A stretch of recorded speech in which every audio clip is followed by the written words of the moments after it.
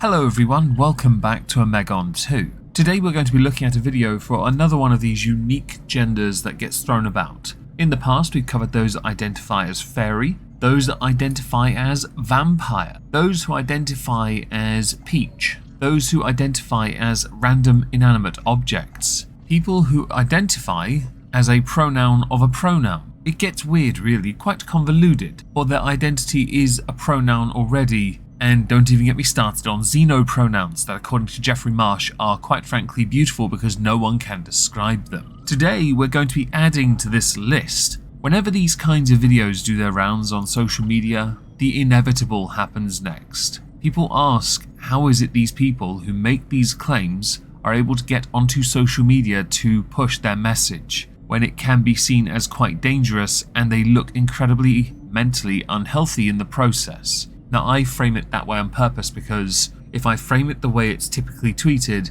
I'll get a strike for being quite nasty. And I'm not going to be nasty, I'm just going to present information and respond to it. And information in this is the context of the person we're covering today. A TikTok user called Tallymark System. They are 20, they talk about DID, autism, various disabilities, mental health and physical. Based on some of the medications they go through, epilepsy, I have no doubt, features in their content somewhere. They identify as Gallifreyan, which means they might be a Doctor Who fan. How tragic. We have 3 videos of theirs to look at. The first is the one that was shared to Twitter by libs of TikTok. The follow-up 2 videos are 2 separate things I'd like to present because I think this is quite intriguing. Genuinely quite intriguing. To convince yourself you are a burb. I would say it's new, but it really isn't. But you're the first person I've done on this channel or covered on this channel that identifies as such. So we are afforded a small modicum of luxury by permitting ourselves to delve into your content and respond to you so as to best understand you and your totally unique uniqueness.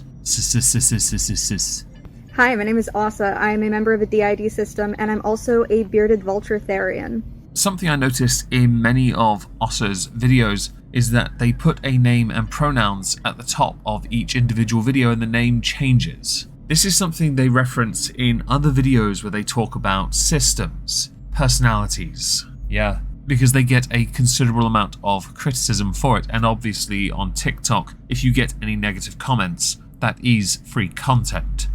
Just for the sake of clarity, a therian is someone who identifies as a specific non-human animal. Spiritually, psychologically, and emotionally, they relate to the essence and behaviors of this animal, even though they do not have the physiology to match. Now, there is much in the way of academic divide on this as to whether or not it is a mental illness or a spiritual belief. However, in the West, it is almost always placed within the psychiatric arena. This is not helped by the individual in the video in a number of their videos, bragging about all the pills they have to take in the morning and the evening. Some are for epilepsy, some are for depression, some are for insomnia, some are for anxiety, some are for other DID related concerns, and one is well known for being for a whole host of mental health conditions.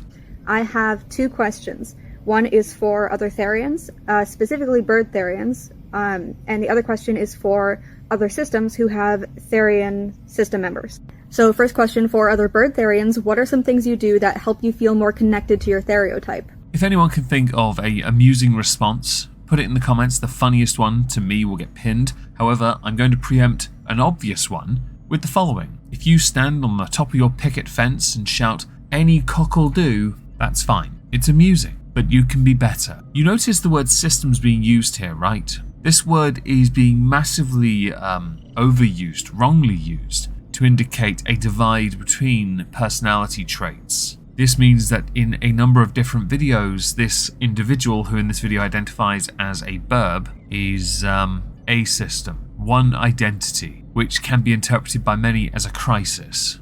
Like, I know that for people whose stereotypes are 4-legged, they can do quadrobics and that helps them a lot. But obviously that's not applicable to bird therians. Basically what you're telling us is you have a get out of jail free card to not go to the sodding gym. To be the strongest of burbs in all the lands of Middle Earth. Much sadness. Or perhaps if you are therian, perhaps Tengu would be more applicable if you know that reference. 10 points to your respective Hogwarts house. I also want to clarify for anyone who doesn't know, quadrobics does not automatically equal Therians. People can do quadrobics and not be a Therian. You know what that sounds like? That sounds like an excuse. However, with no level of irony, it does sound like a form of mental gymnastics. So we can at least say a part of you is getting a workout, it's just not the part of you that needs it. So that's my first question, how to feel more connected to bird stereotypes. And second question is for systems with Therian alters. Do these alters appear human in our world, or do they appear as their stereotype in our world? I have a question, and I think it's vitally important because, again, very intriguing questioning, I will admit, in a world and all that. Yes, quite something. My question is, would it not be easier to go to the shops and buy yourself one large costume so you can dress up as your type? I would assume in yours, one of those rather irritating blackbirds, and simply call yourself a furry. Don't worry though, you don't have to go yiffing. You're okay. You can be as asexual as you like about it. But at least then it's less inner world, and so you stuck in your mind with pills holding it back, and instead you become a more extroverted burb. You can be the weird one that stands on top of a fence while everyone else walks past while you stare at them. Or is it kind of a combo situation? Like we have someone in our system who is both a guy and a vulture at the same time. We don't consider him a Therian because he doesn't consider himself a Therian. He just kind of exists as both of those things at once.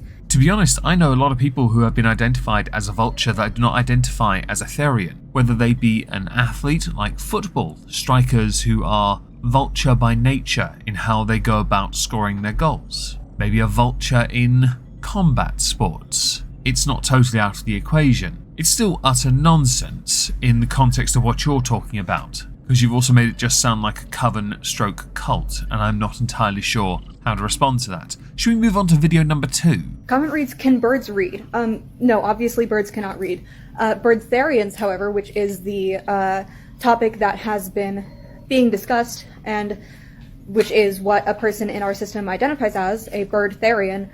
Yes, of course, bird Therians can read, because physically they are people, and they have the brains and physical capabilities of human beings. This seems like a fairly obvious statement to make. Of course, those who identify as other types of species still retain their human form, as it were, right? You're hardly going to forgo all of that and your human rights. We've discussed this before, where some choose to identify as another species and fully invest in it, and then get annoyed when others treat them like that animal, and so not that with human rights, or equal to that of someone with human rights. An excuse to claim discrimination, basically. Seems a bit obvious in this context, though, that some will have their cake and eat it too. If you're not familiar with what a Therian is, it is a person who identifies with or as an animal on a non-physical level. All Therians know that they are humans, physically, and they have the brains and capabilities of humans. It can be argued that that is a debatable point, because for those who identify, for example, as a vulture, to me, I find that a form of play pretend that children do. Because if you were to meet an actual vulture, that vulture would peck your eyeballs out. Why? Because you're not a vulture. You're tokenizing and trivializing what a vulture is. They don't understand it either. They consider you a threat. So really, what are you actually identifying with? Because it's not the genuine traits of a vulture. And by the way, do you remember earlier where they identified as Ossa and they have pronouns? Now it's Spencer. My earlier point of them changing it in every video is applicable here. It is frequently a spiritual belief. For many Therians, it's a spiritual belief. For many Therians, it is a feeling of maybe being an animal in a past life. Oh, so it's a belief system ripped off from two very different belief systems. I would say that's cute, but as is often the American case, many different cultures smush together to make it something that can be considered American, right? In any case, it is some level of connection with an animal or identifying as an animal on a non-physical level. So yes, bird Therians can read, because all Therians can read, provided they don't have some additional factor that does not allow them to read. But birds, physical birds, cannot read. That is not true. Actually, you might find, for example, those that identify as Therians that can't read, they're simply just illiterate. There are some birds that can in fact read. pigeons, in newer research from like 2020, can recognize all 26 letters of the English alphabet and solve problems. Don't forget here they're shown maps and no routes. Birds know how to read. They read landscape as well. For thinking that they can't is an indicator to me that you are also additionally doubly, triply stupid. Instead of trivializing what it means to identify something, do some sodding research into what it is you think you know, because it turns out you know nothing, and I've just proven it. Am I the only one? I might be the only one. I don't know. Tell me if I'm wrong. I feel like the word crazy to describe people with mental health issues feels kind of ableist. You know, it might be. I guess the more important question though is, do you know the Muffin Man? The Muffin Man? If this is me, like, overusing the word ableist or applying it to situations it doesn't apply to, call me out. Let me know. Okay, you made a response video to a 2-second clip from somebody themselves conceding that they had a little meltdown and are in a mental health hospital because of it. They themselves are mocking their own situation and demonstrated that somebody else in the facility was having quite the reaction. Are they asserting that all people in a mental health hospital are crazy? No. Are you getting a bit triggered by 5 letters, 2 syllables, 1 word? Yes. But it feels extra stigmatizing. Like, oh, you're experiencing something I don't experience in a way that freaks me out and that I don't understand. You're crazy.